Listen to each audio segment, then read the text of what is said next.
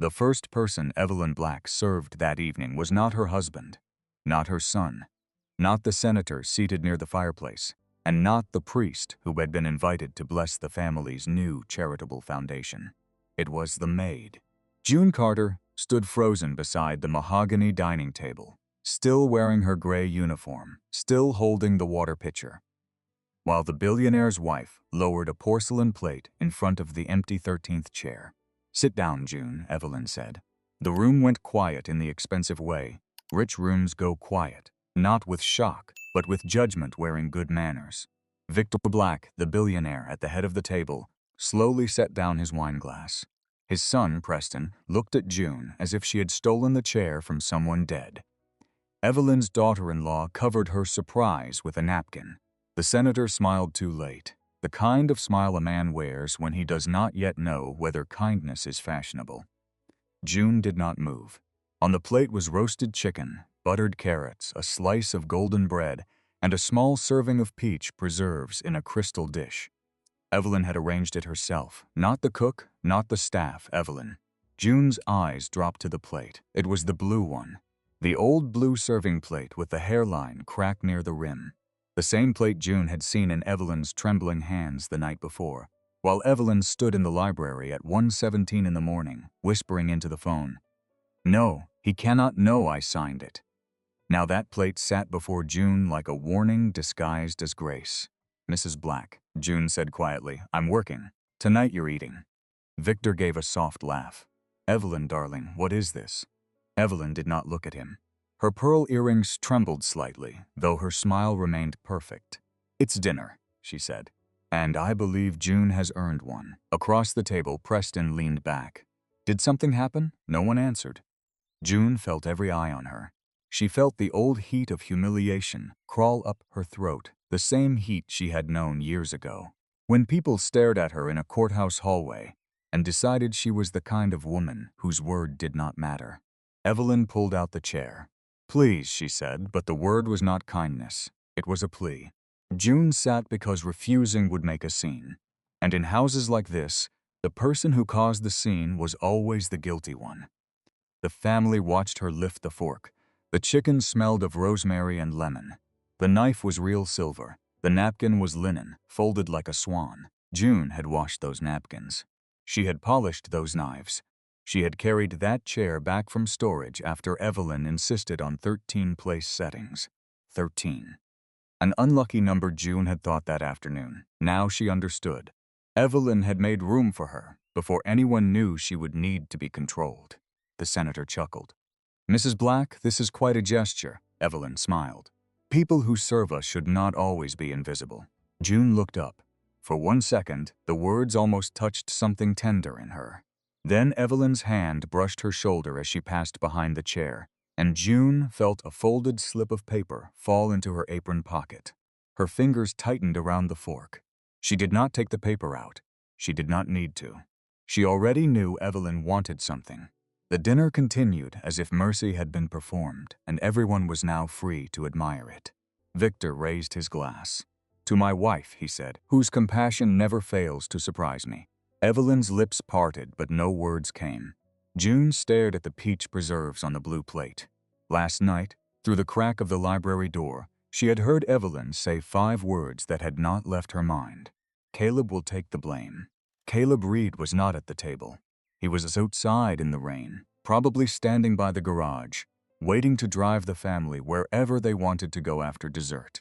Caleb was 26, the son of the woman who had worked in that same kitchen before June. He sent half his paycheck to his mother's care home. He had once fixed June's broken porch step without letting her pay him. And by morning, if June stayed silent, Caleb would be accused of stealing money from the Black Foundation. Not a few $100s, not a mistake. A transfer large enough to ruin his life.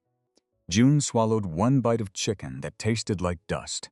Evelyn leaned close as she refilled June's water, her perfume soft and expensive. After dinner, Evelyn whispered, barely moving her lips, "Come to the kitchen. And please, June, do not make me beg in front of them." June looked at her. For the first time in 7 years of working in that house, she saw something behind Evelyn Black's polished face that frightened her more than cruelty. Fear, and fear in a rich person's eyes could be the most dangerous thing in the room. June Carter had learned early that silence was rarely empty. Silence could be a locked door, a paid bill, a turned head, a hand pressed over a child's mouth in a room where grown people were deciding what story would become official. She had been 32 when her husband, Marcus, was accused of taking money from the small hardware store where he worked. June had known he had not done it. She had known because the owner's brother had come to their kitchen one night, crying whiskey tears, saying he had borrowed from the register and would put it back if June could just keep Marcus quiet for a week. A week became an investigation. An investigation became a stain. Marcus, proud and wounded, left town chasing work and shame. Their daughter, Lila, lost a college scholarship after the family name made its way through every church basement and grocery aisle. June kept quiet because she thought mercy would save everyone. It saved no one. Since then, she had treated truth like a chair with 4 legs. Remove one and someone falls. That was why the note in her apron pocket felt heavier than paper. When dinner finally ended, Evelyn rose first. "June," she said aloud, "would you help me with the coffee?" Victor watched them both. His face had the handsome stillness of a portrait. White hair, clean jaw, navy suit, wedding ring thick as a coin. He looked like the kind of man who donated buildings and ruined people in private. June followed Evelyn through the swinging kitchen door. The moment it closed, Evelyn's shoulders dropped. The kitchen was bright, warm, and fragrant with coffee and baked apples. Pots cooled on the stove. The staff had been dismissed early at Evelyn's request, which June had thought strange when she first heard it. Now it made sense. No witnesses. Evelyn gripped the counter. "Whatever you heard last night," she said, "you misunderstood." June removed the folded note from her pocket and opened it. Only 4 words were written in Evelyn's careful handwriting. "Please remember my kindness." June looked up slowly. Evelyn closed her eyes. "That looks worse than I meant it. It looks exactly how you meant it. I served you dinner because I respect you." "No," June said. "You served me dinner so everyone would see you respecting me before you asked me to lie." Evelyn's face tightened, not with anger, but with pain at being understood. "I am not asking you to lie. You're asking me not to speak. Sometimes not speaking is the only way to keep damage from spreading." June folded the note once, sharply. That's what people say when they want damage to land on someone poorer. Evelyn turned toward the sink. On the sill above it sat a row of small glass jars filled with herbs. June had planted 2 springs earlier because Evelyn said fresh basil made the kitchen feel alive. That was the trouble with Evelyn. Her kindness was not fake enough to dismiss. She remembered June's birthday.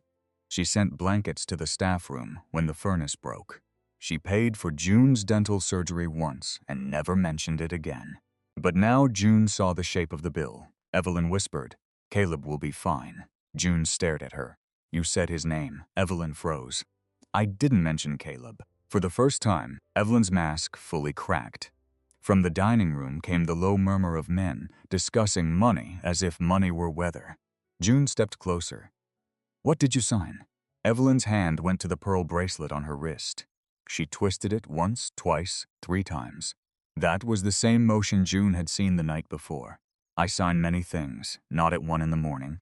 Evelyn's eyes filled, but she did not cry.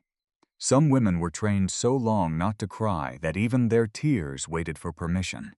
"Victor told me it was a correction," she said. "A foundation correction. 1 account number had been entered wrong. He said if we didn't fix it before morning, a scholarship fund would be delayed." I signed because he put the paper in front of me and said, "Evelyn, be useful for once." That phrase landed. Be useful for once. June heard the old bruise in it. "So why blame Caleb?" Evelyn shook her head. "I didn't know at first. I heard Victor talking after I signed. He said the driver's boy had access to the office. He said people would believe it because Caleb had debt. His mother's medical bills. Victor said that made him believable." June felt something cold move through her. What was the money? Evelyn wiped the edge of the counter, though it was already clean. $2 million from the Black Foundation. June's breath caught. Evelyn added quickly, "It wasn't stolen. Not exactly. It was moved to where? I don't know." June did not believe her. Evelyn saw it. I swear to you, I don't know. But my initials are on the transfer approval.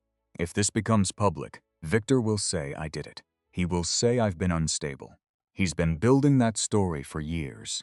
June remembered small things then. Evelyn standing outside the library while Victor told guests, "My wife gets confused when she's tired." Evelyn laughing too loudly after he corrected her memory. Evelyn quietly asking June one morning whether the red vase had always been on the piano, because Victor insisted she had moved it and forgotten. At the time, June had thought rich marriages had strange weather. Now she wondered if the storm had been made by hand. "I am sorry for Caleb," Evelyn said, voice breaking. "But if I speak, Victor destroys me. If I stay quiet, he handles it privately. Caleb may lose his job, but Victor said there won't be police." June let out a bitter little laugh. "Mrs. Black, men like your husband do not build gallows and then decide to use them as coat racks." The kitchen door swung open. Victor stood there. Both women turned. He smiled softly. "Coffee taking long?" Evelyn's hand flew to her bracelet. June slipped the note into her sleeve. Victor's gaze moved from Evelyn's face to June's. "A private conversation?" he asked. "Mrs. Black was thanking me for dinner," June said. Victor stepped inside. "And did you thank her back?" The insult was clean and quiet, almost invisible. That was how people like Victor did it. They cut without raising their hand. June held his gaze. "I haven't decided yet." For a moment, the kitchen seemed to stop breathing. Then Victor laughed. "Evelyn," he said, "you do collect unusual loyalties." He turned and left. Only when the door closed did Evelyn whisper, "You see? You see what he does?" June did see. But she also saw Caleb outside the garage, standing under a weak yellow light, unaware that a family he drove through rain and snow had chosen him as their sacrifice. And June knew the cruelest trap in the world was not choosing between good and evil. It was choosing between two people who had both been hurt, when only one of them was about to be ruined for something they did not do. By morning, the Black Mansion had learned how to lie in perfect formation. At 8:15, June found Caleb in the back hallway with two security men standing beside him. His jacket was wet from the rain. His eyes were confused but not yet afraid. That made it worse. Fear would come after he understood how large the room was and how small they intended to make him inside it. Victor stood near the library doors with Preston, Evelyn, and Mr. Harrow, the family attorney. On the library desk lay a printed transfer record. Victor's voice was calm. "Caleb, no one wants to make this unpleasant. People always said that before making things unpleasant." Caleb looked at the paper. "Sir, I don't know what that is." "It's a foundation transfer routed through an outside account, mister," Harrow said. "I don't handle foundation money." "No," Victor said. "But you had access to the house office." Caleb blinked. "To bring your car keys. And my wife's signed documents were in that office." Evelyn stood very still. June looked at her, waiting, hoping. Evelyn's eyes stayed on the rug. That silence struck June harder than a shout. Preston folded his arms. "We know about your debts, Caleb." "My mother's care home," Caleb said. His voice changed then. Pride giving way to humiliation, I told Mrs. Black when she asked why I needed extra shifts. All eyes moved to Evelyn. She flinched. Victor's expression barely shifted, but June saw it, satisfaction. He had made Evelyn's kindness part of the trap too. Caleb looked toward her. "Mrs. Black, you know I wouldn't." Evelyn opened her mouth. Victor spoke first.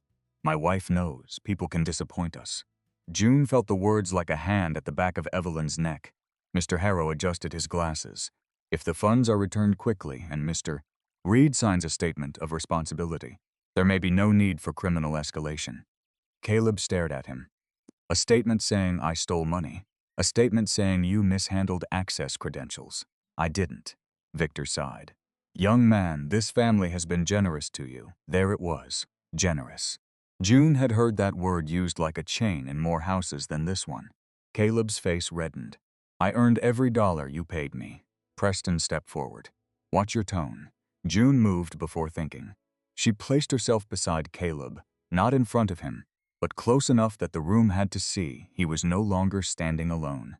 Victor's eyes cooled. "June," he said, "this is a family matter." "No," she said. "It became a staff matter when you blamed staff." Evelyn whispered, "June." There was warning in it, and pleading. Victor smiled. Did my wife's little dinner confuse you about your position here?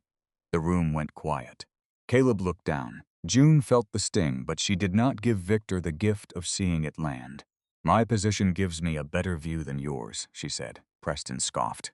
Of bank transfers? Of people. Victor's smile thinned, mister. Harrow said. Do you have relevant information, Miss Carter? June felt Evelyn's eyes on her now. She could reveal the kitchen conversation. She could say Evelyn had admitted signing. But without proof, Victor would twist it. He would say June misunderstood. He would say she was resentful, sentimental, confused by a charitable gesture. And Evelyn would deny it. June knew she would. Fear would make her do it. So June said, not yet. Victor tilted his head. Not yet. I'd like to see the security footage from the office hallway. Preston laughed. You'd like. Victor raised a hand, silencing him. An innocent man welcomes clarity. Caleb nodded. Please. Show it. Mr. Harrow looked uncomfortable. Victor said, unfortunately, the hallway camera was down last night. June felt the first crack open. Down? Electrical issue.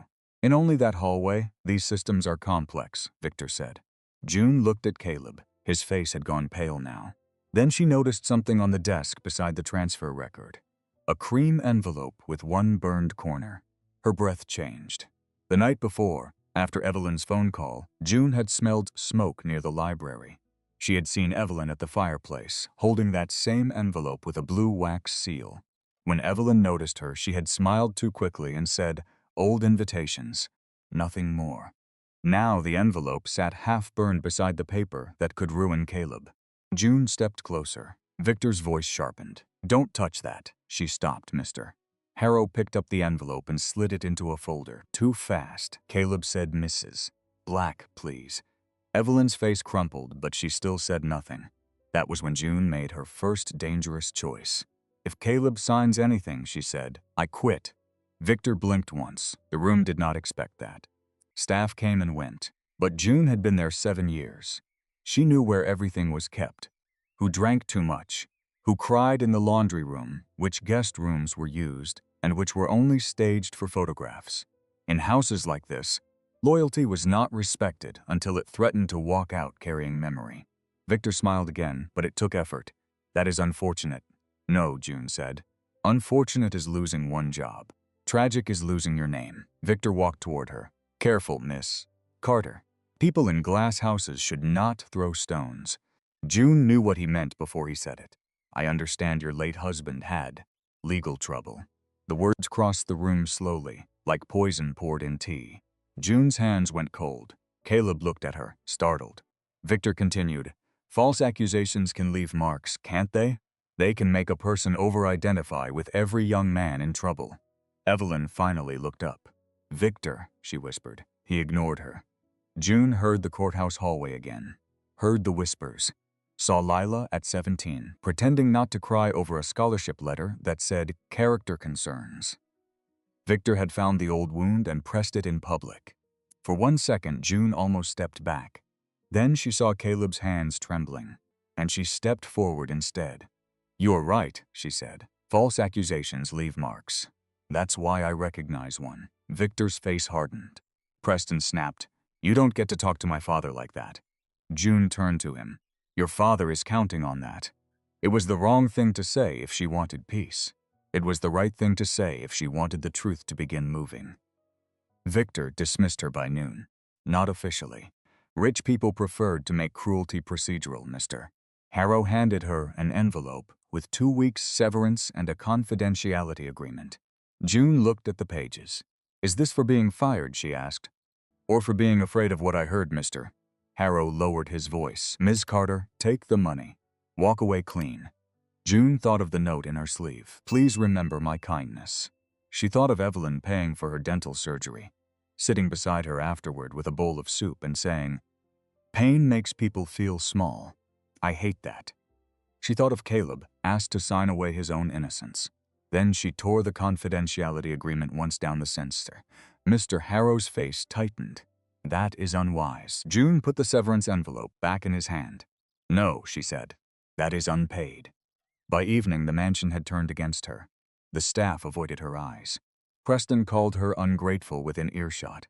Victor told guests she was emotionally unstable and attached to old grievances. Evelyn sent 3 messages asking June to meet privately, then deleted each one before June could answer. June did not leave. Instead, she went to the laundry room, where old staff records were kept in a metal cabinet no one thought important because it did not contain money. There, behind a stack of monogrammed guest towels, she found a cardboard box labeled Reed. Caleb's mother, Alma Reed, had been the housekeeper before June. Inside were old schedules, holiday cards, and a sealed envelope addressed to Mrs. Evelyn Black in Alma's slanted handwriting. June knew she should not open it. Then she saw the date. 6 years earlier, the year Alma left suddenly. The year Victor told everyone she had memory issues. June opened it carefully. Inside was a thank you note, Mrs. Black. Thank you for believing me when I said the accounts were wrong. I am sorry I cannot stay after what Mr. Black said.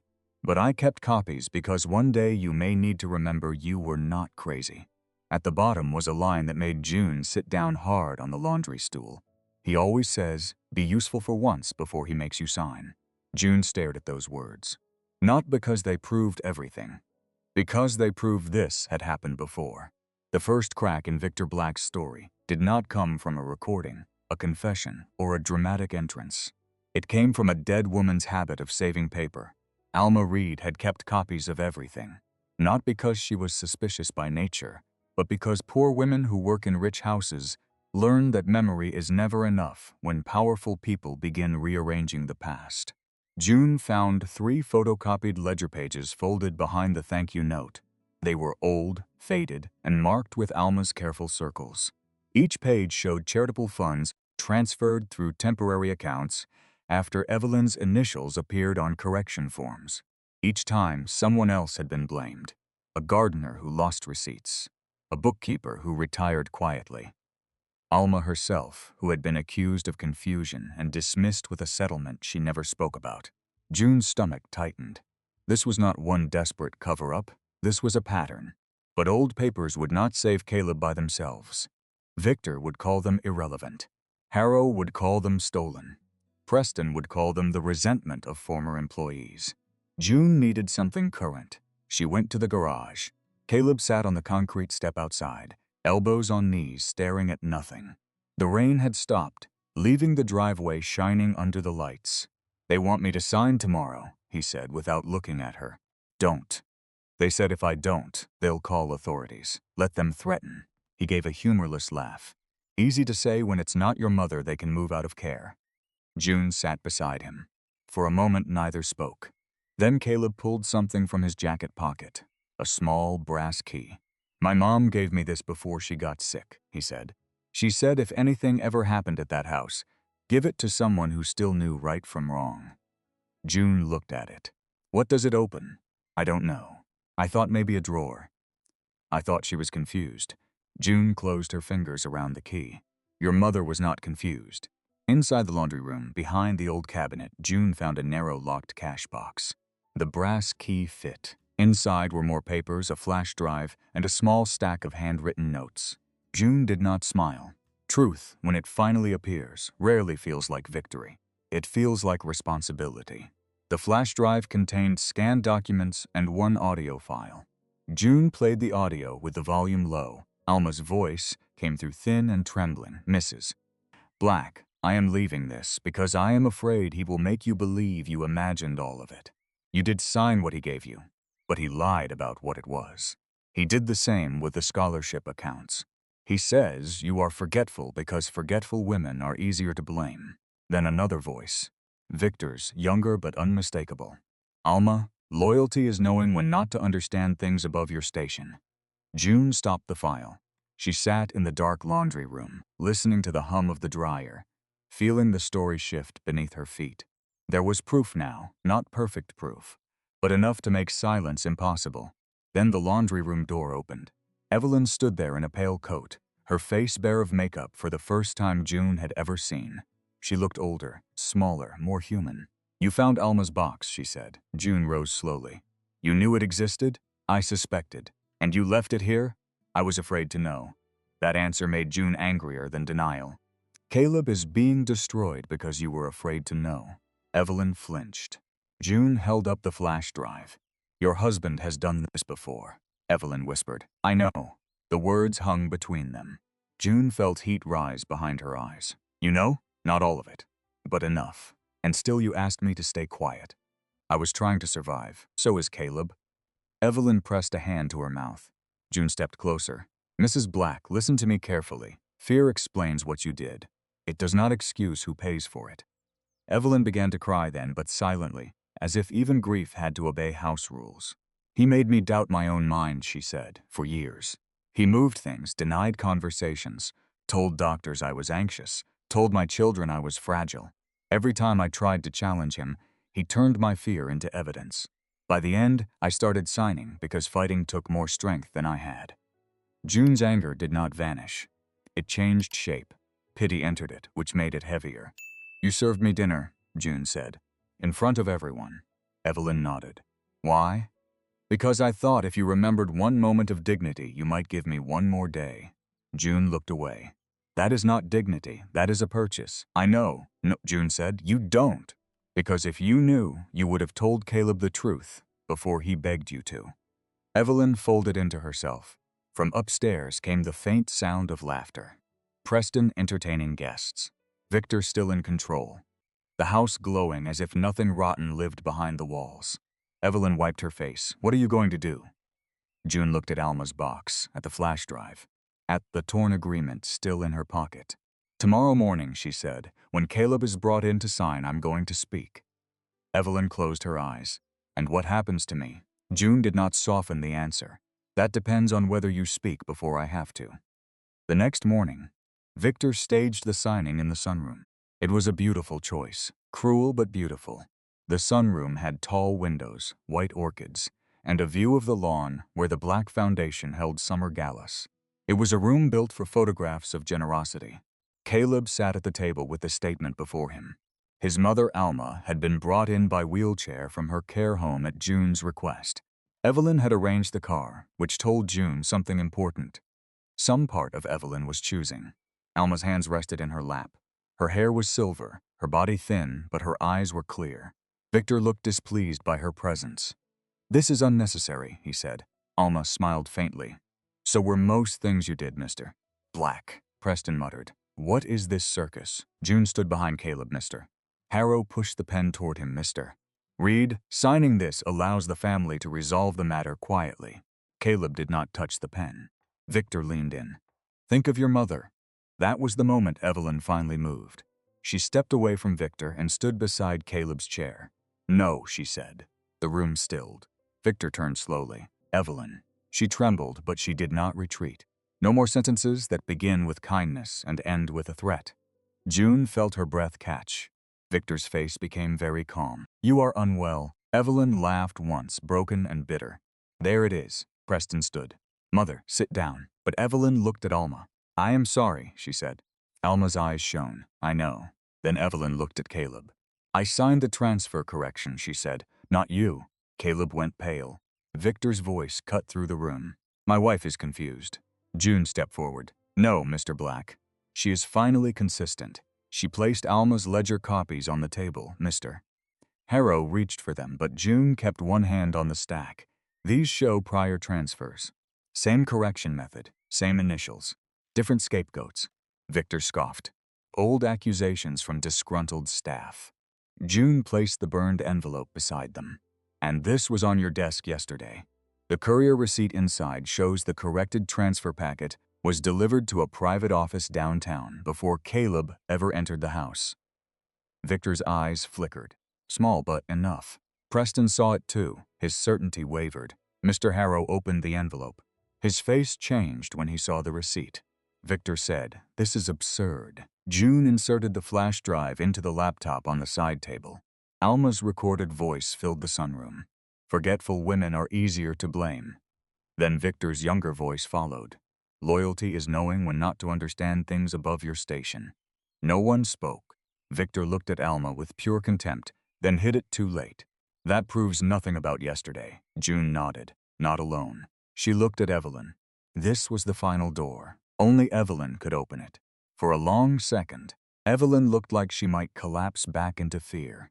She touched her pearl bracelet, twisted it once, twice. Then she unclasped it and laid it on the table. Under the bracelet on her wrist was a small smear of blue wax. June had noticed it the night before, but had not understood. The envelope seal had melted when Evelyn tried to burn it. Wax had marked her skin. Evelyn spoke quietly. Victor gave me the packet at 12:46 a.m. He told me it corrected a scholarship account. After I signed, he sealed it with blue wax because he said it needed to look untouched. I tried to burn the envelope when I understood Caleb would be blamed, but I was frightened and kept part of it. Victor stared at her. "You stupid woman." The words were not shouted. They were worse. They were natural, as if he had said them many times behind closed doors. Preston looked at his father then, really looked. Something in his face changed. Not love disappearing, but a story collapsing. Evelyn continued, voice growing steadier. "You told me Caleb would only lose his job. You told me June could be handled. You told me no one would believe staff over family." June looked at Victor. He was no longer smiling. Mr. Harrow slowly closed the folder. "I need to advise all parties to stop speaking until independent counsel is present." That was when Victor understood the room had moved without him. The final truth did not arrive like thunder. It arrived as rearranged furniture. Caleb pushed the statement away. Alma reached for her son's hand. Preston sat down as if his legs had failed him. Evelyn stood without her bracelet, her wrist bare and marked, finally looking less like a portrait and more like a woman who had stepped out of one. Victor turned to June. "You think you've won?" June looked at the blue plate still sitting on the sideboard from dinner, washed clean but cracked at the rim. "No," she said. "I think somebody finally stopped paying for your piece." The consequences came quietly at first. That disappointed some people. In stories, a man like Victor Black might be dragged away in disgrace while everyone claps. In life, powerful men often exit through side doors with attorneys beside them and statements prepared before sunset. But quiet did not mean small. By noon, Mr. Harrow had resigned from representing the family in the matter. By evening, the foundation board froze the disputed accounts. By the next morning, Preston Black had asked for an independent audit of every transfer his father had approved in 10 years. Victor left the mansion 2 days later. He did not slam doors. He did not beg. He packed one leather suitcase and walked through the foyer under the chandelier he had chosen, because it made guests look up. Evelyn watched from the stairs. June stood near the kitchen hall, not because she worked there anymore, but because Evelyn had asked her to come. Victor paused at the door and looked back. "You have no idea what loneliness costs," he said to Evelyn. Evelyn's hand moved toward her wrist, searching for the bracelet that was no longer there. Then she lowered it. "I know exactly what it costs," she said. "You made me pay in installments." Victor's mouth tightened. For the first time, he had no room full of people ready to believe his version. He left. No one applauded. That made it feel real. Caleb was cleared before the family ever released a public statement. Evelyn insisted on a written apology, not from the household, not from the foundation, but signed by her own hand. June read it twice before giving it to Caleb. He folded it carefully and put it in his jacket pocket. "She didn't have to write it like that," he said. "Yes," June said. "She did." Alma returned to her care home with copies of everything she had once hidden. Her name, too, would be repaired. Not loudly, not enough to restore the lost years, but enough that the lie no longer had the last word. June did not take her job back, Evelyn offered. Not as charity, not in front of witnesses, not with a plate of food and a performance of grace. She came to June's small house on a Saturday afternoon carrying a paper bag from a neighborhood bakery, and stood on the porch like a woman who did not know whether she had the right to knock. June opened the door. For a moment, they simply looked at each other. Evelyn wore no pearls, no silk, just a gray sweater and a tired face. "I brought peach bread," she said, then winced. That sounded less symbolic in the bakery. June almost smiled. Almost. Evelyn held out an envelope. June did not take it. "If that is money, it isn't." June opened it. Inside was the note Evelyn had slipped into her apron. "Please remember my kindness." But beneath those words, Evelyn had written something new. "And please forgive what I tried to buy with it."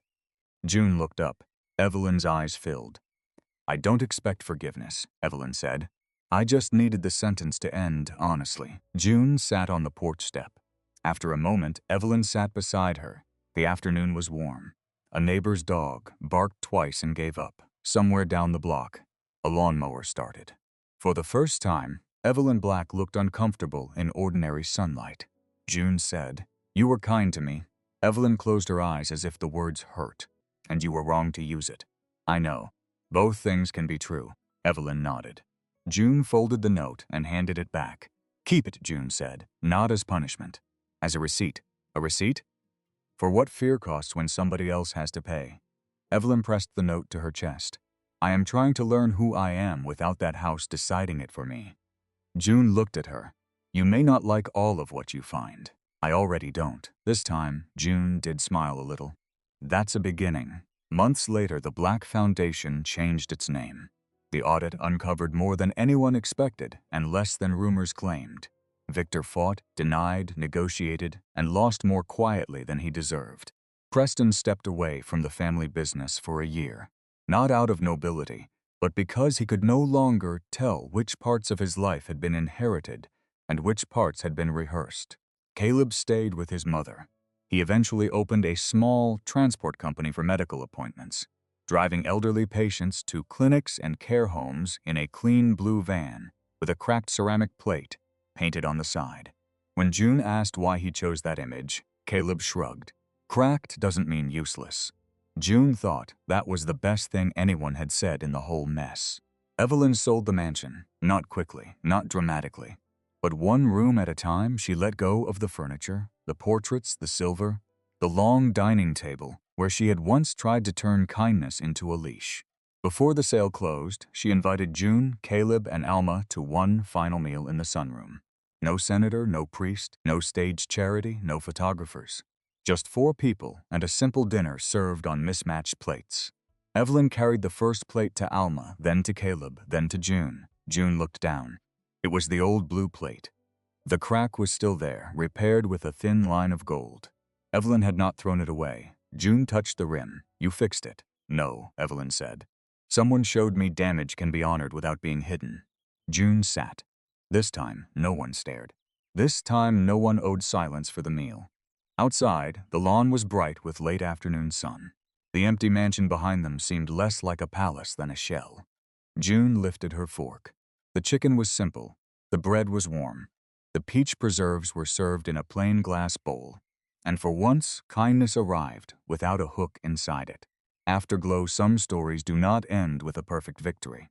Sometimes the innocent are cleared, but not before fear has already touched their name. Sometimes the guilty face consequences, but not as loudly as we wish. And sometimes the person who hurt others was also hurt first, which may explain the wound, but never gives it permission to spread. June Carter's choice reminds us that gratitude should never be used as a lock. A meal, a favor, a gift, or a soft word can be beautiful. But when kindness demands silence in return, it stops being kindness and becomes control. And Evelyn's story leaves a harder question behind. How many people stay quiet not because they do not know the truth, but because speaking it would cost them the life they were taught to protect? If this story stayed with you, share your thoughts in the comments. Do you believe June did the right thing by exposing the truth, even though Evelyn had once been kind to her?